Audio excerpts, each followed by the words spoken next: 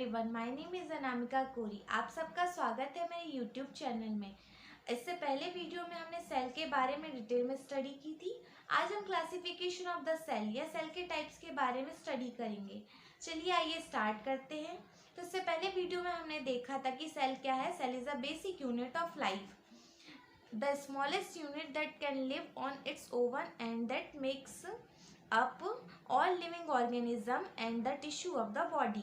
तो सेल क्या है? सेल इज स्मॉलेस्ट यूनिट है। ये सबसे छोटी इकाई होती है जो अपने आप क्या कह सकती है, रह सकती है, जो सभी जीवित जीवों और उसके शरीर में जो टिश्यू होते हैं उसका क्या करती है, निर्माण करती है।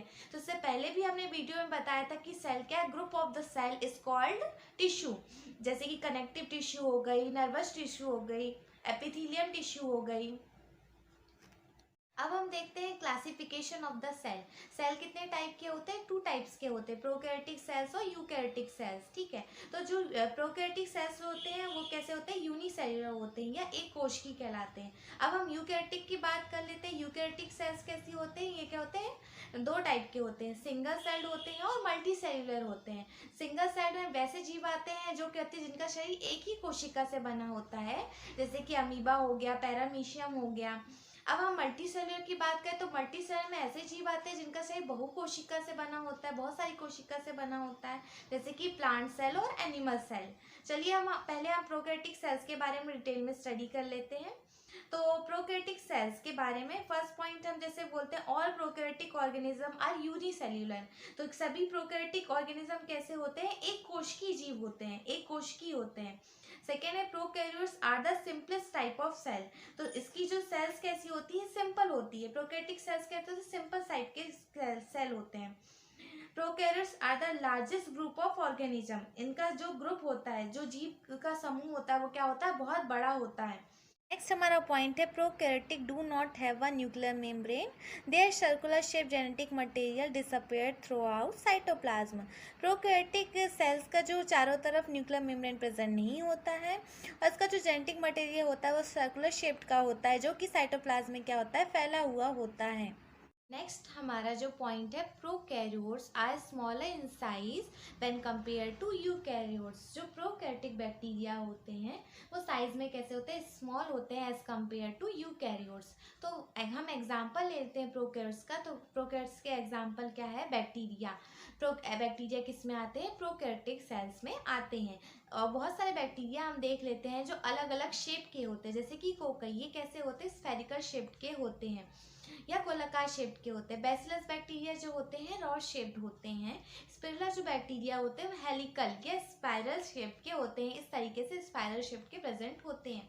नेक्स्ट हम क्या करते हैं, प्रोकैरियोटिक का डायग्राम देख लेते हैं। तो सबसे प्रोकैरियोटिक के डायग्राम में सबसे बाहर लेयर होती है वो किसकी प्रेजेंट होती है, सेल वॉल की होती है। सेकेंड जो हमारी लेयर होती है, प्लाज्मा मेम्ब्रेन। इसके बाद प्लाज्मिड, सर्कुलर प्लाज्मिड प्रेजेंट होता है, राइबोसोम प्रेजेंट होते हैं, पाइलस प्रेजेंट होता है, फ्लैजिलम प्रेजेंट होता है, न्यूक्लियोटाइड्स होते हैं, साइटोप्लाज्म और कैप्सूल्स प्रेजेंट होते हैं। अब हम इन्हें डिटेल में स्टडी करेंगे। तो प्रोकैरियोटिक सेल को डिटेल में स्टडी करेंगे।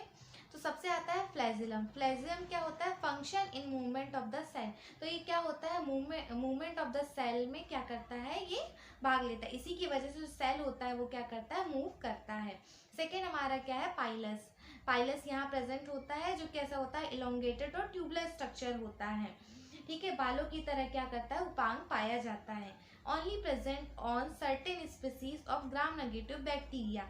ये बहुत ही कम स्पीसीज में क्या होता है, प्रेजेंट होता है। For example gram negative bacteria.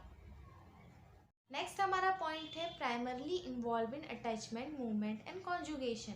तो पाइलस का फंक्शन होता है अटैचमेंट का, मूवमेंट का और कॉन्जुगेशन करने का, जो परस्पर विनिमय के लिए उपयोग किया जाता है।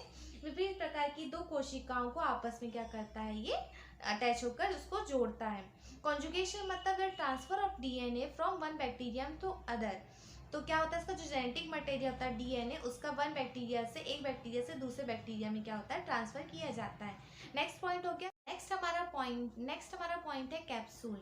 ये क्या करता है, प्रोटेक्शन अगेंस्ट फैगोसाइटोसिस। फैगोसाइटोसिस का मतलब यहाँ पर होता है वह प्रक्रिया जिसके द्वारा एक फैगोसाइट के वाइट ब्लड सेल्स जो होती हैं वो क्या करती हैं, जो भी हमारी बॉडी में हानिकारक बैक्टीरिया आते हैं उनको क्या करती, घेर कर नष्ट कर देती है या किल कर देती है, और जो भी डेड सेल्स होती हैं उनको क्या करती, रिमूव कर देती है। ये कैप्सूल क्या करते हैं, प्रोटेक्शन अगेंस्ट पैगोसाइटोसिस, तो बैक्टीरिया को प्रोटेक्ट करते हैं।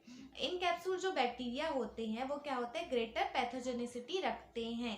तो मतलब जो इन कैप्सूल जो बैक्टीरिया होते हैं उसमें ज़्यादा पैथोजेनिसिटी होती है as compare to capsule bacteria. Next हमारा पॉइंट है cell wall. Cell wall provides the bacteria with structure and protection from lysis. तो क्या करता है, बैक्टीरिया को स्ट्रक्चर प्रोवाइड करता है तथा लाइसिस होने से क्या करता है, बचाता है, प्रोटेक्ट करता है। Certain drug including penicillin destroy the cell wall allowing cell lysis to occur. जो ड्रग्स होते हैं, पेनिसिलिन, पेनिसिलिन क्या है, होता है एक फंगल है जो क्या करता है, बैक्टीरिया को क्या करता है, किल करता है। तो क्या करता है, ये कोशिकाओं को लाइसिस होने की अनुमति, ये ड्रग्स होते हैं, पेनिसिलिन होता है, या कोशिका को क्या कर देते हैं, लाइसिस होने की अनुमति देते हैं और सेल वॉल की दीवार को क्या कर देते हैं, नष्ट कर देते हैं। Compose primarily of peptidoglycan. ये किसकी, सेल वॉल जो होती है बैक्टीरिया की, इसकी बनी होती है, पेप्टाइडोग्लाइकेन की बनी होती है। नेक्स्ट हमारा पॉइंट है cell membrane. Cell membrane composed primarily of phospholipids. Cell membrane किसकी बनी होती है, फॉस्फोलिपिड्स की बनी होती है। Membrane protein provide the membrane with structure and functionality. जो सेल मेम्ब्रेन होते हैं, प्रोटीन होते हैं, वो क्या करते हैं, मेम्ब्रेन को स्ट्रक्चर प्रोवाइड करते हैं और विभिन्न तरीके के फंक्शन प्रोवाइड करते हैं। तो इसका मेनली फंक्शन जो होता है, controlling the movement of substance. जो भी इंपॉर्टेंट जो सब्सटेंस होते हैं उसका मूवमेंट क्या करता है, ये क्या करता है, कंट्रोल करता है। इसलिए इसको क्या कहते हैं, सिलेक्टिव मेम्ब्रेन भी कहा जाता है। जो भी सिलेक्टिव चीज, जो भी सेल्स के लिए जो इंपॉर्टेंट चीज होती है उसको क्या करता है, ये सिलेक्ट करके सब्सटेंस के मूवमेंट को कंट्रोल करता है।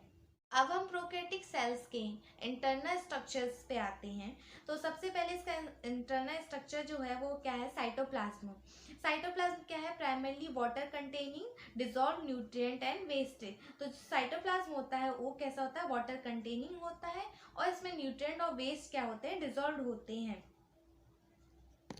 नेक्स्ट हमारा पॉइंट है site for numerous metabolic reaction. तो मेटाबॉलिक रिएक्शन वो होती है जिसमें क्या होता है, केमिकल रिएक्शन होती है जो क्या करती है, फूड को एनर्जी में कन्वर्ट करती है। तो क्या साइटोप्लाज्म में बहुत सारी मेटाबॉलिक रिएक्शन होती है। For example glycolysis, glycogen synthesis, fatty acid synthesis. Next हमारा पॉइंट है chromatin body, a single circular loop of essential DNA. यह सिंगल होता है और सर्कुलर लूप होता है इसमें एसेंशियल डीएनए का।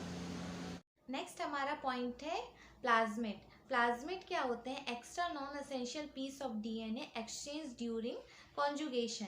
तो क्या होते हैं, ये extra non essential piece of DNA होते हैं जो प्रोकैरियोटिक में प्रेजेंट होते हैं। ये कॉन्जुगेशन मतलब संयोजक के टाइम पे क्या होते हैं, एक्सचेंज होते हैं।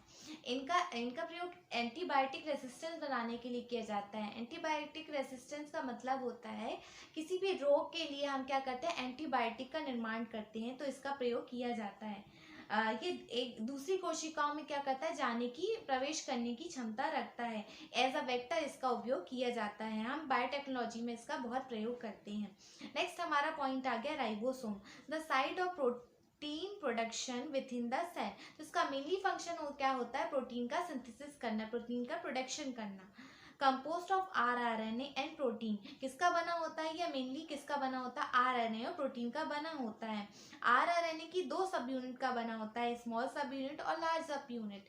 स्मॉल सब यूनिट 30S टाइप की होती है और लार्ज सब यूनिट इसकी कैसी होती है, 50S टाइप की होती है। नेक्स्ट हम यूकैरियोटिक सेल्स का अध्ययन करेंगे। अब हम देखेंगे यूकैरियोटिक सेल्स। तो हमारा फर्स्ट पॉइंट है eukaryotic cells appeared on earth long after prokaryotic cells but they are much more advance. जो प्रोकैरियोटिक सेल्स के बाद ही पृथ्वी पर यूकैरियोटिक सेल्स दिखाई दिए, लेकिन ये क्या है, प्रोकैरियोटिक सेल्स के कंपैरिजन में यूकैरियोटिक सेल्स क्या है, मच मोर एडवांस्ड है।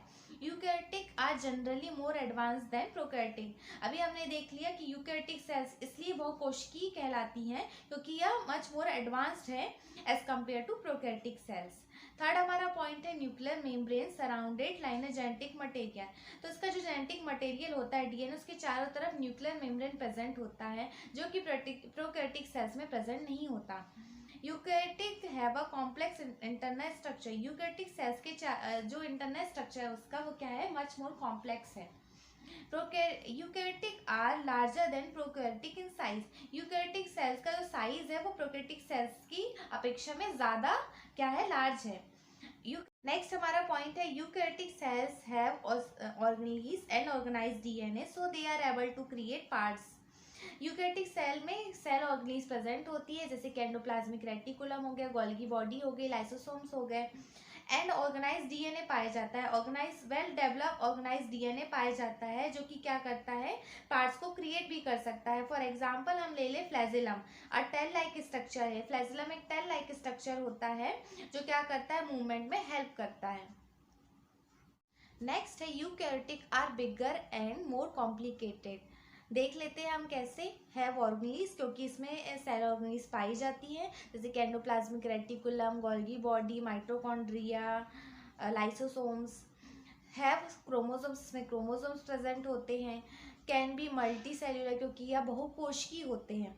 इंक्लूड एनिमल है प्लांट सेल, क्योंकि इसमें फॉर एग्जांपल अगर हम बहुकोशिकीय जीवों का ले लें या कोशिका का ले लें तो एनिमल सेल और प्लांट सेल्स आते हैं। फर्स्ट हमारा मेन पॉइंट हो गया organelles and membrane bound cell parts. इन्हें जो भी हमारी सेल ऑर्गेनीज होती है, जैसे एंडोप्लाज्मिक रेटिकुलम हो गया, माइटोकॉन्ड्रिया, क्या होते हैं, मिनी ऑर्गन्स कहलाते हैं। दैट हैव यूनिक स्ट्रक्चर, इनका एक स्ट्रक्चर जो होता है वो यूनिक है। एंड फंक्शन, इनके हर किसी एक सेल ऑर्गेनीज के फंक्शन बहुत ही इंपॉर्टेंट फंक्शन प्ले करते हैं, रोल प्ले करते हैं। लोकेटेड इन साइटोप्लाज्म, ये सभी सेल ऑर्गेनीज कहाँ प्रेजेंट होते हैं, साइटोप्लाज्म में प्रेजेंट होते हैं। नेक्स्ट हमारा पॉइंट है सेल स्ट्रक्चर। सेल स्ट्रक्चर में सबसे पहले है सेल मेम्ब्रेन।